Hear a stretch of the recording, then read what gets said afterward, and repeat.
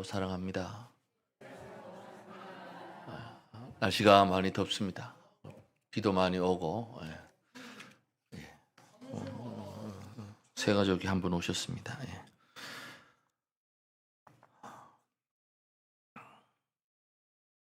비가 그렇게 어쩌기는 오더니만 오늘 낮에는 또 삶았습니다.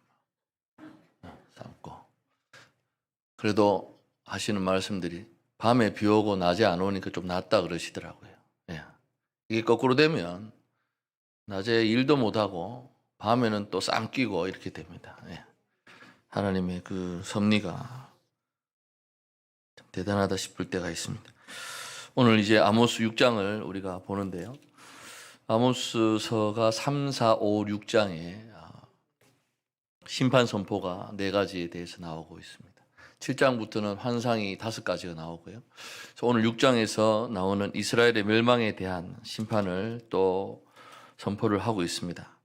크게 나누면 1절부터 6절까지 그리고 7절부터 11절까지 12절에서 14절 이렇게 나눌 수가 있는데 먼저 왜 심판을 받아야 하는가에 대해서 아모스 선지자가 고발을 합니다. 현실에 대해서.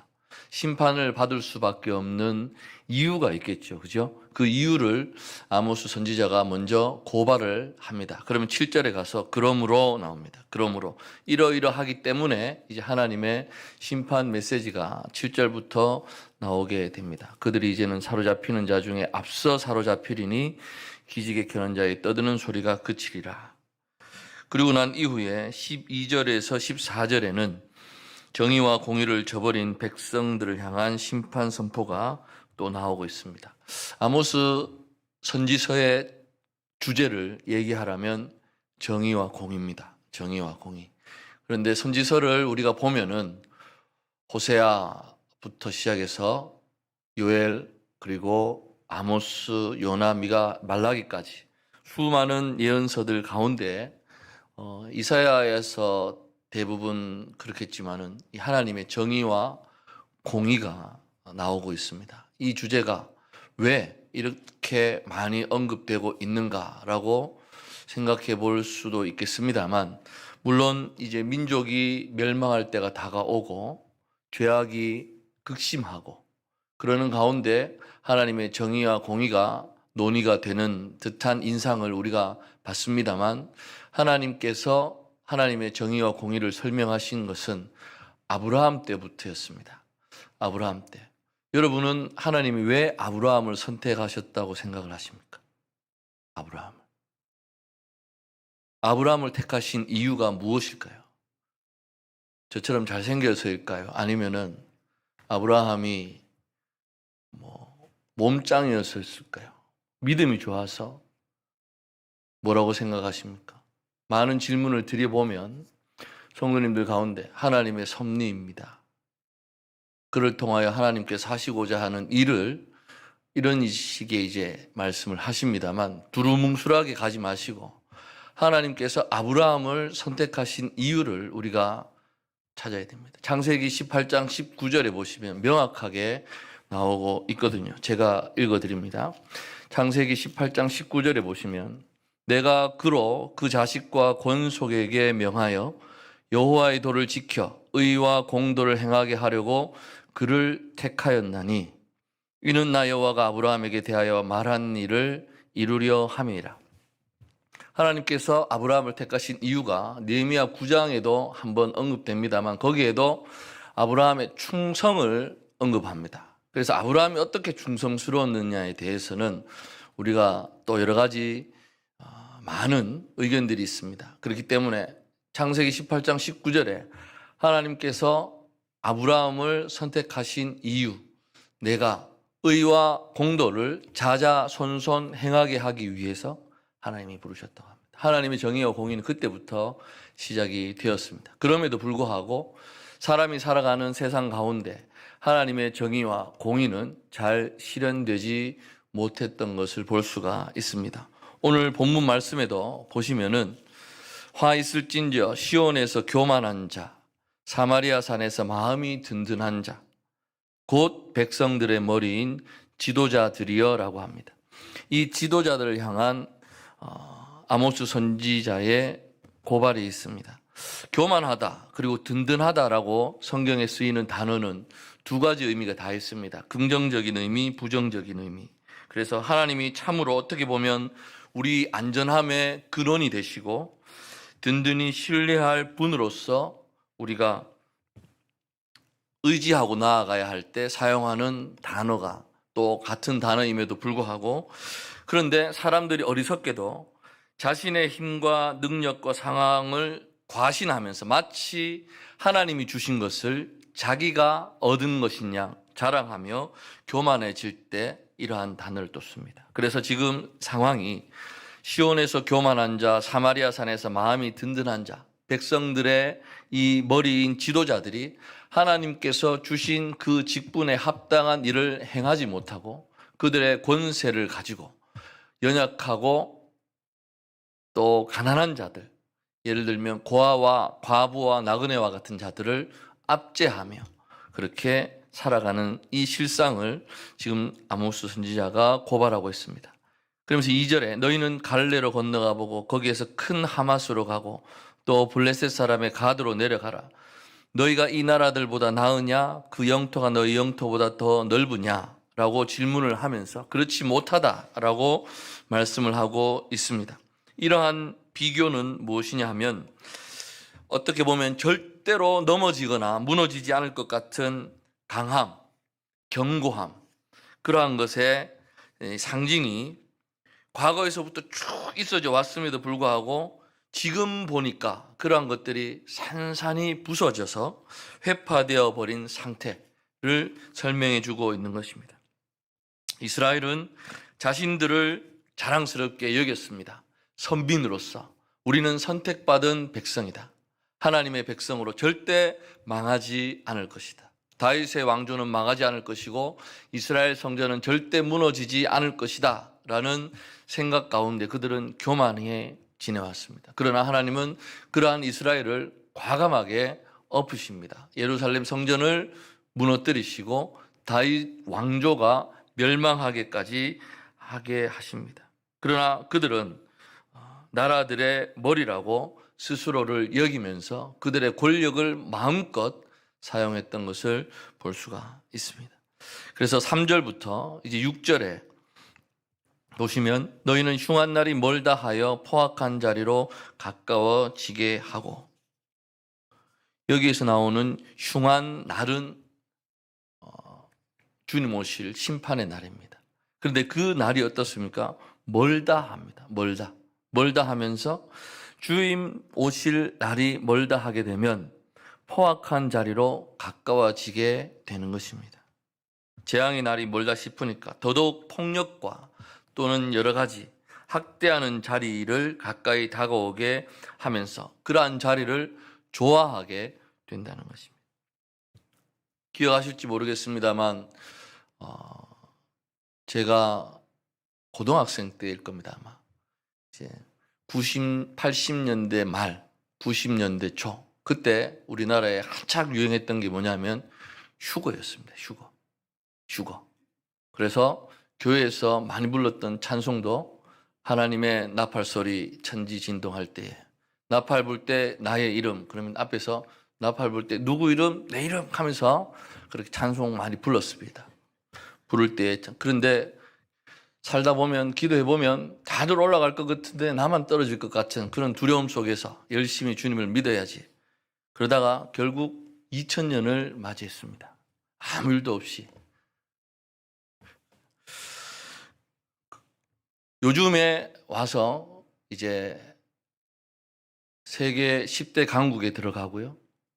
소득 3만 불 시대에 올라오고 가난했던 대한민국이 부강해지면서 교회의 부흥을 맛보고 이제 교회가 거대해지기 시작했습니다. 그러면서 교회는 재림의 날을 언급하지 않습니다.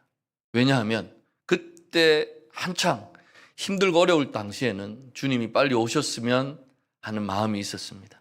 그러나 이제는 지금 이 사는 세상이 너무나 좋습니다. 그래서 마치 1+1, 우리 행사 많이 하지 않습니까? 그런 것처럼 주님을 믿는 신앙과 그리고 지금 누리는 이 부귀 영화를 함께 누리면서 좀 더 좋다 가자라고 사람들은 생각해 버립니다. 묻는다면 겉으로는 대답합니다. 주님, 주여 어서 오시옵소서 라고 하지만 우리의 속마음 속에는 이 얼마나 어렵게 얻은 지금의 이 부와 권력과 이것을 놓기가 싫은 것이 그때나 지금이라 똑같은 상황인 것입니다.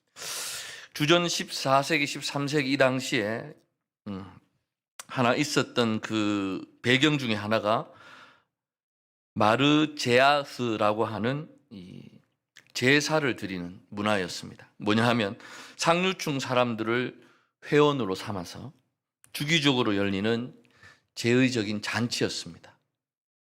예를 들어 설명해 보자면 가령 다니엘 5장에서 우리 벨사살 임금이 큰 잔치를 벌여서 왜 예루살렘 성전에서 탈취했던 그릇을 가지고 술을 마시면서 그들의 신을 찬양하는 장면이 다니엘서에 나옵니다. 그런 것처럼 이러한 제사의식이 이방 종교에도 유행을 했고요. 그러다 보니까 거기에 물든 유대인들조차도 이스라엘들조차도 이러한 문화 속에 젖어들게 되는 겁니다. 아슈르 바니팔의 잔치라고 하는 조각상도 유명한 조각상인데요. 침상에 기대에 앉아서 이렇게 술잔을 들고 마시는 그러한 조각상이 있습니다. 그만큼 그 당시에 어떤 제사와 잔치를 벌이면서 그들은 마치 그들의 신에게 정성껏 제사를 드리는 것 같지만 결국은 그들이 즐기고자 하는 그러한 문화들이 있었던 것입니다. 아모스의 베델 비판은 어디까지나 이 베델로 상징되는 종교의 극성 또는 공존하는 현실 사회의 불이함에 초점이 맞추어지고 있습니다. 그래서 베델 자체의 문제라기보다는 사회 자체에 가득한 불의함으로 인해서 베델 제단이 마침내 무너질 것이라고 선포를 하고 있습니다. 그래서 6절 마지막에 보시면 상아상에 누워서 또는 침상에서 기지개 켜면서 어린 양과 송아지를 잡아먹고 또 비파 소리에 맞추어 노래를 지절거리면서 다윗처럼 자기를 위하여 악기를 제조하며 대접으로 포도주를 마시며 귀한 기름에 몸을 바르면서 이러한 고위직에 있는 이러한 지도자들이 행하는 이러한 의식들을 비판하고 있습니다. 그러면서 아모스 선지자가 요셉의 환난에 대하여는 근심하지 아니하는 자로다 했습니다. 요셉의 환난이 나옵니다. 오늘 제목처럼 요셉의 환난을 근심하지 않는 이들. 요셉의 환난은 요셉의 상처, 요셉의 아픔 등으로 옮겨 볼 수도 있을 것입니다. 다시 말해서 산산이 부서져 버린 요셉의 현실 비유입니다. 우리 앞에서 살펴보았듯이 올바르게 살아가는데도 불구하고 몇 푼의 돈 때문에 팔려가는, 그래서 가혹한 이들에게 넘겨지는 현실을 우리 2장 6절에서 봤습니다. 힘없고 가난하다는 이유로 이들의 머리를 땅바닥에 대고 짓밟는다는, 그리고 젊은 여인이 아버지와 아들에게 동시에 유린당하는 그러한 현실들이 2장에서 고발되기도 했습니다. 미래 부당한 세를 내고 뇌물로 인해 학대당하는 가난한 자들의 억울한 현실을 우리가 5장에서 살펴보았습니다. 이렇게 억압과 압제와 학대라는 단어로 표현되는 그러한 현실이야말로 요셉의 아픔의 실상일 것입니다. 그래서 아모스 선지자는 사마리아 상류층에 대한 사치, 방탕, 그리고 그 이면에 있는 하나님을 섬긴다고 하면서 이방 제의의 모습을 그대로 가져온 그러한 모습들을 폭로하면서 드러냅니다. 그리고 이것을 요셉의 환난과 대조시키고 있습니다. 어떻게 보면은 사치를 죄악시하는 것이 아닌가 생각할 수도 있습니다만 그렇지 않습니다. 우리가 아모스 선지자가 주목하고 있는 바는 하나님의 노동의 원리는 자기가 땀 흘린 만큼 먹고 사는 것입니다. 그래서 내가 열심히 일해서 내가 부를 가질 수 있습니다. 그러나 하나님께서 원하시는 것은 내가 열심히 일해서 가진 만큼 누리는 것이 문제가 아니라 그 이외의 것을 가지게 되었을 때 그것을 어떻게 하나님의 뜻에 맞게 사용하느냐 못하느냐의 문제인 것입니다. 그래서 지금 이 고위직 그리고 우두머리들의 문제는 자신들의 사치와 이러한 부귀영화를 권세를 누리면서 요셉의 환란에 해당되는 어렵고 힘든 자들의 삶을 돌아보지 않았다라는 것에 문제가 있는 것입니다. 이것은 우리 누가복음에서 살펴보았던 부자와 나사로의 비유와도 연관이 될 수 있다고 볼 수 있습니다. 부자는 살아있는 동안 좋은 것을 많이 받고 누렸습니다. 그리고 나사로는 고난을 받았다는 이유로 이제 부자는 음부로 갑니다. 그리고 나사로는 아브라함의 품으로 가게 됩니다. 이 땅에서의 어떤 부유함, 가난함이 다음 세상에서의 삶을 그대로 결정하는 것처럼 보입니다만, 그러나 이 본문이 우리에게 주고자 했던 것은 부자가 자신의 어떤 풍성함과 그 부유함을 누리는 것이 문제가 아니라 자신의 대문 앞에 있는 나사로의 삶에 무관심했다는 데에 초점이 있는 것입니다. 그리고 그것을 고발하고 있습니다.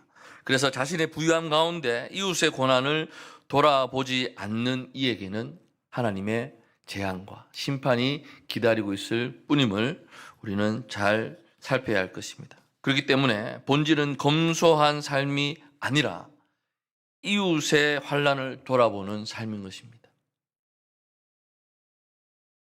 가족들이 한 번씩 모이면 얘기합니다. 섭섭하게 듣지 마라 그러면서 목사는 그래도 가난해야 된다. 그 얘기를 이제 식구들이 합니다. 그러면 저는 이제 얘기를 하죠. 왜 그렇게 얘기를 하시냐고. 목사가 돈이 많고 목사가 어렵지 않으면 말씀 연구도 안 하고 기도도 하지 않는다라고 이제 얘기를 하죠. 그럼 제가 뭐라고 얘기하겠습니까? 아니다라고 얘기하기에도 그렇고 그렇다고 맞다고 얘기하기에도 하나님 우리에게 천지를 창조하시고 각자에게 살아갈 수 있을 만큼의 유업을 주셨습니다. 그것을 우리는 창세기에서 각 지파별로 땅을 나눌 때에 우리는 그때부터 보아왔습니다.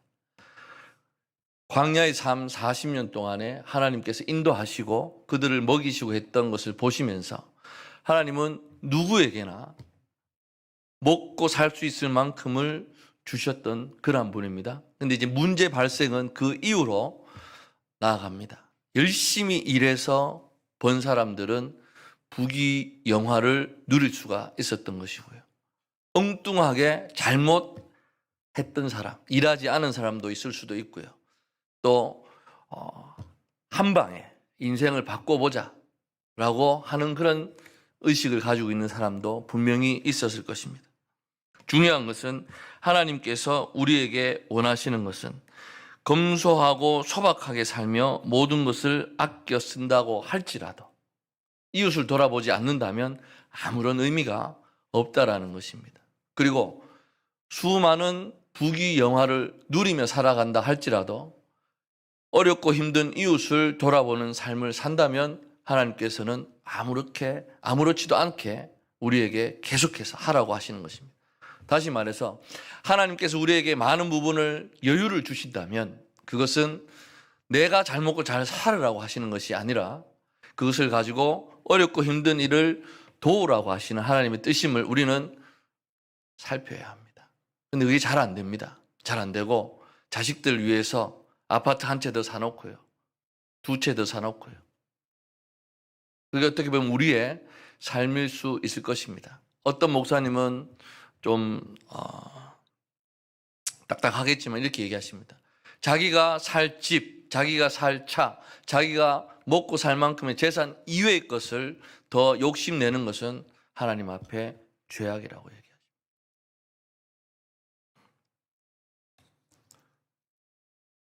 이 당시 권력자들은 그랬습니다. 자기들이 충분히 누리고 있었고 많은 것을 가지고 있었음에도 어렵고 힘든 이들을 돌아보지 않았습니다. 그렇기 때문에 주님께서 말씀하십니다. 요셉의 환난에 대하여는 근심하지 아니하는 자로다. 그러므로 그들이 이제는 사로잡히는 자 중에 앞서서 사로잡히리니 기지개 켜는 자의 떠드는 소리가 그치리라. 기지개 켜는 자의 떠드는 소리가 뭐겠습니까? 우리가 늦잠 자고 늦게 일어나서 기지개를 켜면서 오늘은 또 어떻게 하루를 보낼까라고 했던 그 소리들이 이제는 그치게 될 것이라고 주님 말씀하고 있습니다. 그러면서 이제 8절부터 하나님의 선포가 나옵니다. 만군의 하나님 여호와의 말씀이니라. 하나님의 말씀임을 명확하게 하십니다. 여호와가 당신을 두고 맹세하셨노라. 내가 야곱의 영광을 싫어하며 그 궁궐들을 미워함으로 이 성읍과 거기에 가득한 것을 원수에게 넘기리라 하셨느니라. 그리고 한 집에 10사람이 남는다 하여도 다 죽을 것이라 말씀하십니다. 하나님께서 사람을 사로잡아서 다른 나라에 넘긴다고 하는 이것이 과연 가능한 표현인가라는 것이죠. 하나님께서는 그런 일을 하셔서는 안 될 분이십니다. 그러나 이제 사마리아를 사로잡아 다른 나라에 넘겨버리겠다고 단단히 맹세하고 계신다는 점에서 어떻게 보면 이 구절은 역설적인 그러한 풍자적인 구절입니다. 이방 백성도 해서는 안 되는 일임에도 불구하고 하나님께서 하시겠다.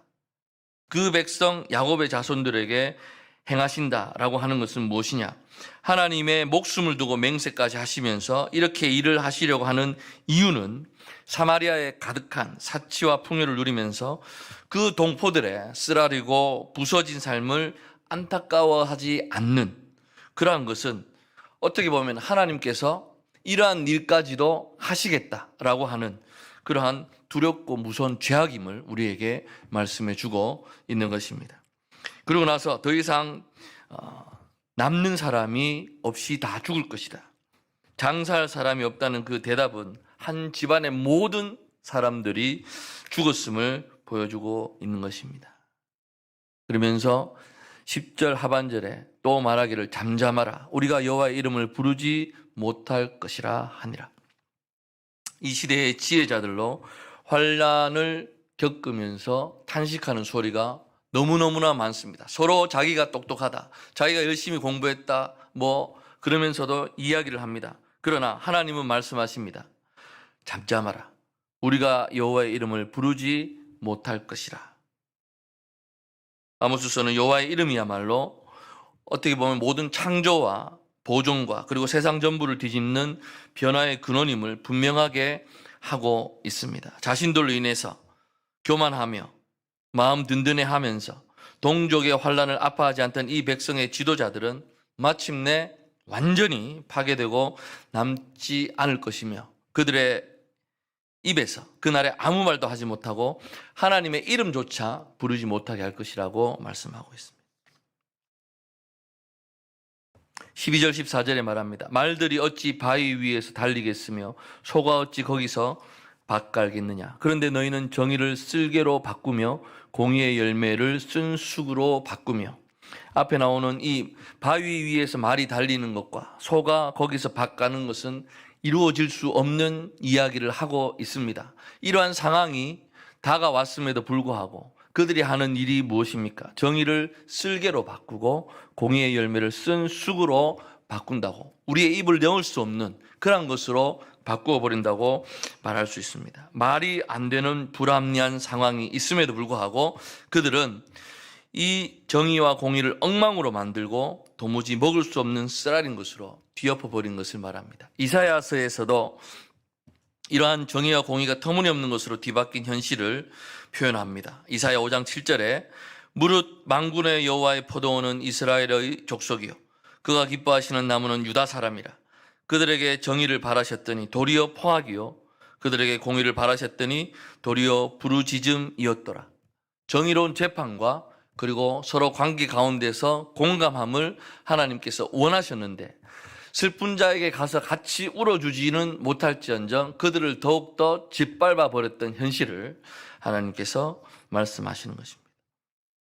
정의와 공의는 이스라엘이라는 포도나무가 맺어야 하는 열매입니다.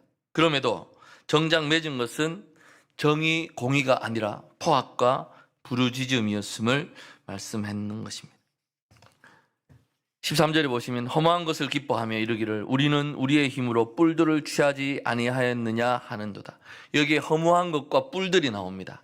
지명 이름이 나오는데요. 로데발과 가시마힘이라는 이 지역 이름을 같이 사용해서 허무한 것, 뿔들을 누가 취했냐? 우리는 우리의 힘으로 취했다고 이렇게 교만한 표현을 하고 있는 것입니다. 그러나 만군의 여호와 하나님께서 말씀하십니다. 이스라엘 족속아, 내가 한 나라를 일으켜 너희를 치리니 그들이 하맛 어기부터 아라바 시내까지, 하맛 어기부터 아라바 시내는 북쪽부터 남쪽까지 이 이스라엘 전체 지역을 말씀을 합니다. 너희를 학대하리라. 바벨론과 아수르를 가리키고 있습니다. 그래서 외적으로는 국가의 영토를 최대한 확장했던 시기였습니다. 그리고 내적으로는 제사와 그리고 정성이 넘쳐났던, 그리고 부와 재물이 풍성했던 그러한 점에서 여로보암 시대가 어떻게 보면 하나님이 복을 내려주셔서 강성하게 했던 그러한 시대라고 사람들이 착각할 정도의 그러한 시대였습니다만, 아모스는 이렇게 봅니다. 북왕국에 팽배했던 정의와 공의를 뒤집어진 그러한 상황을 설명하면서 거기에 근거해서 그 시대를 가장 교만하고 자신만만한 시대로 규정을 하고 있습니다. 그래서 아모스가 볼 때 정의와 공의가 뒤집어진 시대는 어떻게 보면 하나님의 이 심판이 임하는 시대입니다. 이스라엘이라고 하는 민족, 이스라엘이라고 하는 국가는 국가적 번영과 성대함을 위해서 존재하는 나라가 아닌 것입니다. 그러면 그들이 존재하는 이유는 무엇입니까? 정의와 공의의 통치를 위해서 부름받고 존재하는 나라이기 때문입니다. 아브라함을 부르셔서 아브라함으로부터 시작해서 자자손손 하나님의 도와 공의를 행하도록 하겠다라고 하셨던 그 하나님의 명령, 선택 이유를 계속해서 선지서들마다 설명해 주고 있는 것입니다. 그래서 이스라엘은 나라의 어떤 융성함, 부강함을 통해서 하나님의 함께하심, 기뻐하심이 확인되는 그러한 나라가 아닙니다. 그 나라 안에서 이루어지는 정의와 공의를 통해서 하나님의 은혜와 축복이 확인되는 나라, 그 나라가 바로 이스라엘이고 이스라엘 민족임을 우리는 깨달아야 합니다. 그렇기 때문에 말씀을 정리하면서 여로보암 2세로 상징되고 강력하고 융성했던 북왕국, 오늘날 21세기 정말로 부유한 이 나라 대한민국에 살아가는 우리와 별반 차이가 없다고 생각을 합니다. 이 가운데서 우리는 하나님께 열심히 예배하면서 나아가고 있습니다.